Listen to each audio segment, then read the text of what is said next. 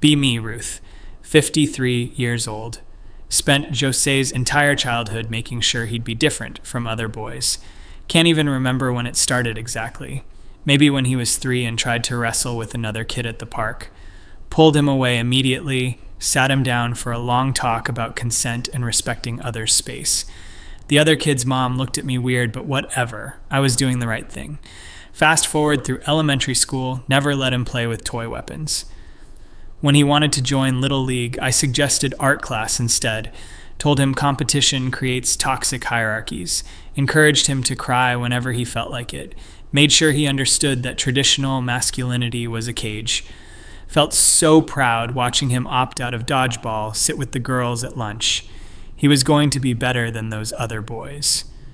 He was going to be emotionally available, sensitive, aware. Middle school hits.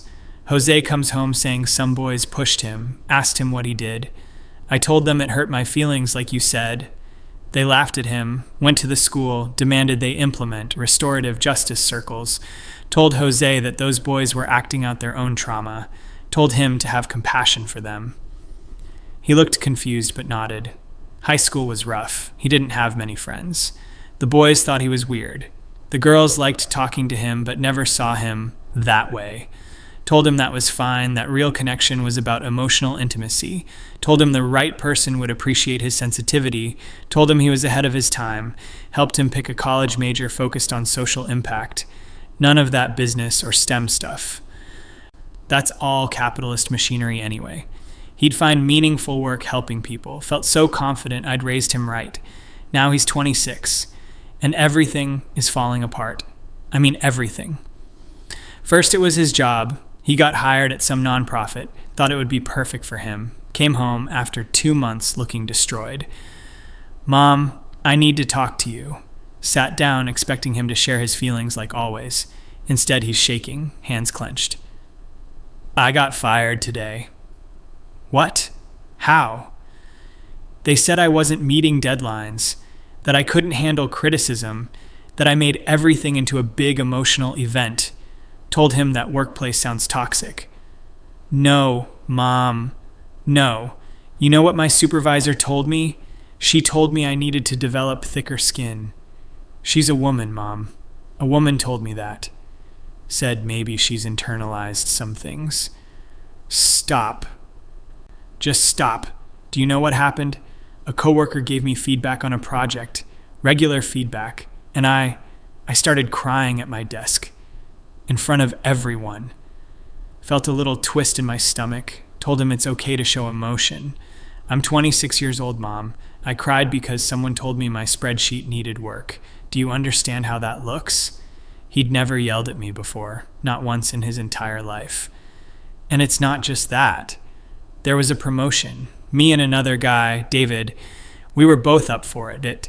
But there was this whole thing where we had to present our cases, really advocate for ourselves. Asked what happened. I couldn't do it, Mom. I told them I thought David deserved consideration too, that I didn't want to create a competitive environment, that we should maybe share the role. That sounds mature, actually, Bo. They gave it to David. Obviously, they gave it to David. And you know what he told me after? He said, "Thanks for making that easy, man." He was laughing at me. Tried to tell him that David sounds insecure. He got the promotion, he got the raise, he's not insecure, he's successful, and now I'm unemployed. He stormed off to his room. He's living with me again, BTW has been for 8 months. Thought maybe it was just a bad fit job-wise. But then there's the whole situation with Claire, his ex-girlfriend. He met her at a community event last year. She seemed nice if a bit assertive. They dated for 4 months. One night, Jose comes home early from her place, eyes red. She broke up with him. Mom, she said she feels like she's dating a child. That's harsh. What a bitch. She said every time she has a bad day, I fall apart worse than she does, that she can't vent to me because I get too overwhelmed. Told him she needs to work on her own emotional regulation. She also said, God, this is humiliating. She said there's no sexual spark. Okay, didn't want to hear that. We had a conversation once about intimacy, and I told her I wanted her to initiate everything, that I wanted to make sure I had continuous consent, that I never wanted to assume. That sounds respectful. She said it made her feel like I was terrified of her, like she was some kind of predator. She said she wanted me to actually want her, to show it, to just be a man about it. Those words hit different. Be a man. Told him she's been conditioned by patriarchy. You always say that. Everything is patriarchy. You know what else she said? She said her friends asked what she saw in me, that when we're out, I let everyone talk over me, that I apologize for things that aren't my fault, that one time when a guy was clearly hitting on her in front of me, I just stood there. What was he supposed to do? Fight him? Something, Mom. Anything. Tell the guy to back off. Put an arm around her. Literally anything except what I did, which was wait quietly until she handled it herself. He was pacing now. She said dating me is exhausting because she has to be the man and the woman in the relationship. Tried to say that's heteronormative thinking. I don't care. I don't care about the theory, Mom. I care that I'm alone. Again. Every girl I've dated has left me for the same reasons. He wasn't wrong. There was Sarah before Claire, and Maya before that. Both lasted less than 3 months. Both ended similarly. The next few weeks were tense. Jose was job hunting, getting rejected, stopped talking to me much. Then one night I made dinner. He came down. We ate in silence. Finally he spoke. I saw Marcus today, his childhood friend. Haven't heard that name in years. We got coffee. Haven't talked to him since high school, really. You know what he's doing? Shook my head. He's a project manager at a tech company. Makes 6 figures. He's engaged. He coaches a youth basketball team on weekends. Good for Marcus, I guess. Yeah, good for Marcus. Marcus, who you told me was being raised in a problematic environment because his dad had him in every sport. Marcus, who you said was being forced into a masculine mold. Oh no. He seemed happy, Mom. Confident. And you know what happened while we were catching up? Afraid to ask. The barista got his order wrong, just brought him the wrong size, and he just politely but firmly told her, got it fixed, no big deal. Okay? I realized I would have just drank the wrong size. I would have convinced myself it was fine, because you taught me that asserting myself was aggressive. Tried to interrupt, but he held up his hand. When we were kids and he'd win at games, you'd pull me aside and tell me winning isn't important. That collaboration matters more than competition. Competition can be toxic. And now he's winning at life, Mom. And I'm losing. I'm losing at everything. His voice cracked. But this time, not in the sensitive way I'd taught him. In a furious, broken way. Weeks passed. He got a new job, finally. Office admin role. Overqualified, but he needed something. Thought things might improve. They didn't. Came home 3 weeks in. Threw his bag down. There's a guy at work. Trevor. He's 23. 3 years younger than me. Already didn't like where this was going. He started the same day as me. Same position. But he's already basically running team meetings. People listen to him. The boss loves him. Some people are just charismatic. He's not smarter than me, Mom. I know he's not. But when he talks like he's sure, even when he's wrong, and people respect it. And me, I was in a meeting yesterday. I had an idea, a good idea. I started to say it, but then I second-guessed myself. Used a lot of maybe and possibly, and I could be wrong, but you know what happened? What? Nobody responded. Just moved on. Then Trevor said basically the same thing 10 minutes later, stated it like a fact. Everyone loved it, called it great initiative. Told him he needs to work on his presentation. You think I don't know that? But I can't. Every time I try to be assertive, I hear your voice in my head. Check your aggression. Make space for others. Don't dominate the conversation. Those are good principles. Not when you're trying to have a career, they're not. Not when every other guy in the room was raised to speak up and take charge. He sat down heavily. I have male coworkers younger than me doing better, female coworkers who walk all over me. And you know the worst part? What? I resent them. I resent the women. Isn't that fucked up? You raised me to be this perfect feminist ally, and now I'm sitting here bitter that women don't like me and more successful than me. That's just frustration talking. No, it's truth talking. For the first time, maybe ever. Didn't see him much after that. He started going out more, trying to make friends. Came home one Saturday night looking defeated again. Went to a bar with some guys from work. That's good, socializing. Is it? Because I felt like an alien, Mom. They were talking about sports. I don't know anything about sports. They were ragging on each other like friendly insults, and I didn't know how to do that. One guy made fun of my shirt, and I could feel myself getting hurt feelings. That's just them being immature. They're normal, Mom. I'm the weird one. One of them told a story about getting in a fight in college, and everyone was laughing, and I was internally horrified. You taught me violence is never the answer. It's not. But the story wasn't even about him being proud of fighting. It was just a funny story about being young and drunk and stupid, but I couldn't relate. I've never been in a fight, never even been close. Why would you want to fight? I don't. But Jesus, Mom, I've never even stood up for myself physically. Not once. And these guys could tell. There's something about me that screams, pushover. That night, I couldn't sleep. Started thinking about all the parenting choices I'd made. Every time I'd redirected him from something too aggressive. Every time I'd praised him for crying. Every time I'd told him the world was wrong and he was right. Maybe. No. I did the right thing. The world is what needs to change. Not Jose, but watching him suffer. God, watching him suffer was hard. Another month passed. He barely spoke to me, came and went. Then one night he came into my room, midnight, woke me up. We need to talk, actually talk. Turned on the light. He looked awful, older somehow. Mom, I've been thinking a lot, and I need to say some things. Okay, you ruined me. Felt like I'd been slapped. Excuse me? You heard me. You ruined me. You took a normal boy and you turned me into this anxious, passive, weak person that nobody respects. You're not weak. You're sensitive. Stop saying that. Stop hiding it behind nice words. I'm weak, Mom. I can't handle conflict. I can't compete. I can't even go on a date without apologizing for existing. Tried to speak, but he kept going. Do you know why I really got fired from that nonprofit? The full story. You said deadlines and criticism.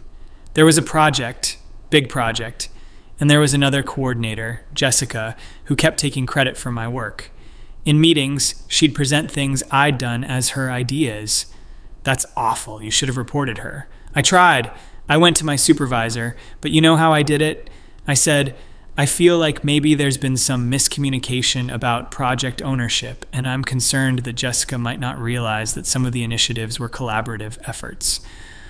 That sounds professional. It sounds like nothing. My supervisor literally didn't even understand what I was saying. She thought I was asking for more collaboration with Jessica, so she teamed us up more. Oh God. A normal person would have said Jessica is stealing my work. 3 words. But I couldn't.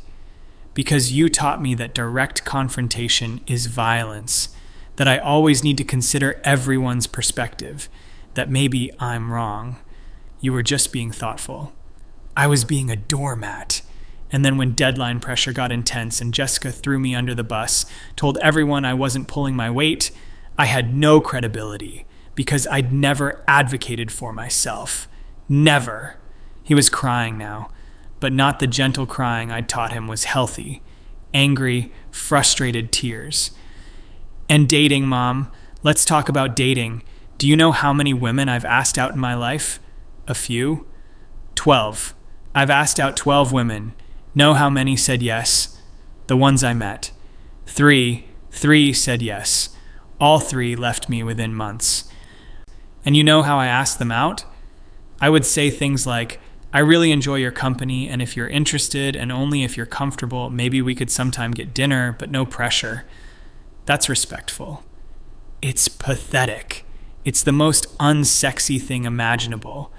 One girl told me later she only said yes because she felt bad for me. Do you know how that feels? Stood up, wanted to comfort him. He stepped back. Don't. I don't want comfort. I want you to listen. Actually listen.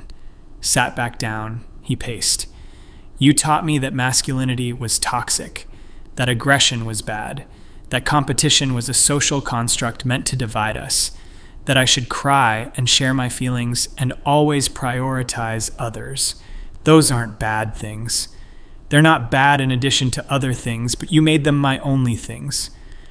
You never taught me to stand up for myself, to go after what I want, to handle rejection without falling apart, to take a risk, to be fucking brave. He punched the wall, first violent thing I'd ever seen him do. He looked at his hand, shocked at himself, then laughed bitterly. I'm 26 and that's the first time I've ever hit anything. How is that normal? Violence isn't the answer. Sometimes it is. Maybe not hitting people, but Jesus, Mom, being capable of it, being willing to defend yourself, that means something to people. It signals something. He sat on my floor, head in hands. I joined a boxing gym last week. What? Don't worry, it won't make me a monster. But you know what I realized in the first class? I don't even know how to make a fist properly. 26 years old. And every other guy there, even the teenagers, they just knew. Their dads taught them. Or they learned roughhousing with brothers. Or just from being boys. But not me. Because you wouldn't let me roughhouse. Wouldn't let me play fight. Wouldn't let me watch action movies without a lecture. Wouldn't let me be a normal fucking boy. He looked up at me, eyes hard. I'm going to ask you something and I want the truth. Did you do this because you actually thought it was best for me? Or did you do it to prove a point? To prove your ideology works? Of course it was for you. Was it though? Because I remember times when I wanted to do normal boy things and you'd get this look, this disappointed look, like I was failing you, failing the experiment. You weren't an experiment. Wasn't I? Your perfect, sensitive boy. Your proof that toxic masculinity is learned, not innate. Your little project to show that boys can be different. That's not fair. You know what's not fair? Being 26 and having to rebuild my entire personality from scratch. Having to teach myself things other people learned as kids. Having to unlearn all your lessons. Stood up, angry now myself. I did my best. I was trying to make you better than other men. Better? I'm worse, Mom, by every measurable metric. Career, failing. Relationships, failing. Friendships, barely existent. Mental health, I'm on antidepressants and in therapy. Lots of people need therapy. And you know what my therapist said? After months of sessions, she said I need to work on boundaries, on assertiveness, on not making myself small, on accessing my anger in healthy ways. She's teaching me the opposite of everything you taught me. She doesn't understand. She has a doctorate and 20 years of experience. You have good intentions and an ideology. Who should I trust? That hurt. He saw it hurt. Didn't care anymore. Here's what's going to happen, Mom. I'm moving out. Found a roommate situation, cheaper than getting my own place, but I need out of here. You don't have to leave. I do, because every day here I'm reminded of what you made me. I look at the books you read to me, the toys you let me have, the activities you chose, and I get angry. Angrier than I knew I could be. And another thing, I'm done talking to you about my feelings. Done asking your advice. Done letting you tell me how the world should work. I'm your mother. You're the person who crippled me. Emotionally, socially, professionally. You meant well. I really believe you meant well, but you crippled me anyway. He headed for the door, turned back. You wanted to raise a man who wasn't like other men. Congratulations. You did it. And I'm miserable. I'm lonely. I'm unsuccessful. I'm exactly what happens when you raise a boy to opt out of masculinity while every other boy is learning to navigate it, use it, moderate it themselves. They learn to be men and then refine it. I never learned the basics, and now I'm so far behind I don't know if I'll ever catch up. Left me there, sitting in the dark. Next few weeks he packed. Barely spoke. Move out, day came. Some guys from his boxing gym helped him. They were polite to me, but I could see them looking at Jose different, like they were proud of him for leaving, like I was the problem. After he left, I went through old photos. Jose at 5, wearing the pink shirt he wanted, me beaming with pride. Jose at 8, at art class instead of soccer. Jose at 12, crying at a movie, me telling him it's beautiful to feel deeply. Jose at 16, no date to prom, me telling him he's too evolved for high school. Every photo I thought I was doing right. Every choice I thought was enlightened. Started reading different things, not my usual sources. Articles about boys struggling, studies about male development, perspectives I'd previously dismissed as patriarchal. Some of it was garbage, but some of it described Jose exactly. Boys who were taught that all their natural instincts were toxic, who became anxious and depressed, who couldn't function in a world that still valued assertion and competition, who fell behind their peers, who resented the ideology that shaped them. 3 months after he moved out, he texted, asking to meet for coffee. My heart jumped, said yes immediately, met at a neutral place. He looked different, more muscle from boxing, different haircut, sat down across from me, ordered his own coffee without the usual hemming and hawing. Mom, I'm not here to reconcile. Not yet. Maybe not ever in the way you want. Okay. But my therapist suggested I tell you how I'm doing, not to make you feel better, but for my own closure. Nodded. Just listened. I got a new job, sales position. It's uncomfortable every single day, but I'm doing okay, learning to advocate for myself, to compete. That's good. I'm seeing someone. Nicole, she's different from girls I usually go for. More traditionally feminine, likes it when I take charge, and I'm learning how to do that. It's terrifying, but I'm learning. I'm making friends, guy friends. We play basketball. We don't talk about feelings much, and that's okay. It's actually really okay. I'm angrier than I used to be. I access it more, and weirdly, I'm happier. Like anger is fuel I never let myself use before. Wanted to say something. He held up a hand. Here's what I need you to know. I don't hate you, but I'm furious at you. Both are true. You're my mom, and you loved me. But you also sacrificed my well-being for your principles, and that's something I have to live with. Every day, I'm unpacking things you taught me. Some of them are worth keeping. A lot of them I'm throwing away. And it's hard work, Mom. It's the hardest thing I've ever done. So I can't have you in my life much right now, because every time I see you, I see the person who convinced me the world would reward me for being soft. And it didn't. It destroyed me for it. Tears running down my face now. Maybe someday we can have a different relationship, but right now, I need to become someone I should have been, and I need to do that away from you. He stood up, left money for both coffees. That was new too. Walked away. Sat there for an hour, replaying every choice, every moment I'd steered him away from what he wanted, toward what I thought he should want. Went home, looked at my bookshelves, all the parenting books, all the theory, all the certainty, pulled them down, one by one, stacked them in boxes, didn't know what I'd replace them with, didn't know if I'd been wrong about everything, or just about how I applied it to Jose, didn't know if I should feel regret, or if the world should change to accept boys like I raised him.